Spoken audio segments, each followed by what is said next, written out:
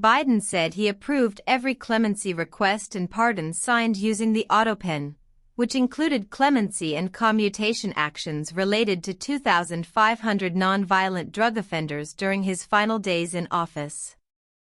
As President Donald Trump continues to push for Congress to investigate former President Joe Biden's use of the Autopen to sign executive orders and presidential pardons, one conservative constitutional scholar is calling Biden's Autopen use the biggest constitutional scandal in U.S. history. Randy Barnett, a constitutional law at Georgetown University, is claiming the real constitutional crisis is the former president allegedly not being aware of the things signed using the Autopen, despite Biden this week refuting those claims amid Trump's investigation. For all the talk of a constitutional crisis or threats to our democracy, having the executive branch systematically run by unknown subordinates of a mentally incompetent president is the biggest constitutional scandal in U.S. history. It's called into question the legality of official acts done in his name but without proper authority, Barnett posted to X Monday. In his post, Barnett referred to an interview Biden gave to the New York Times in which he defended his use of the Autopen. Biden said he orally approved clemency and pardon actions at the end of his term but that his aides used the Autopen to officiate the actions.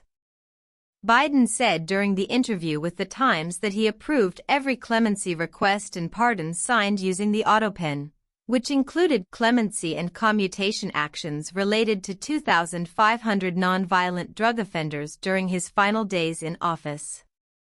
"I made every decision," Biden told the Times in a phone interview earlier in July that was published Sunday. He added that he didn't individually sign each pardon and commutation because there were a lot of them. Mr. Biden did not individually approve each name for the categorical pardons that applied to large numbers of people, he and aides confirmed, the Times reported. Rather, after extensive discussion of different possible criteria, he signed off on the standards he wanted to be used to determine which convicts would qualify for a reduction in sentence.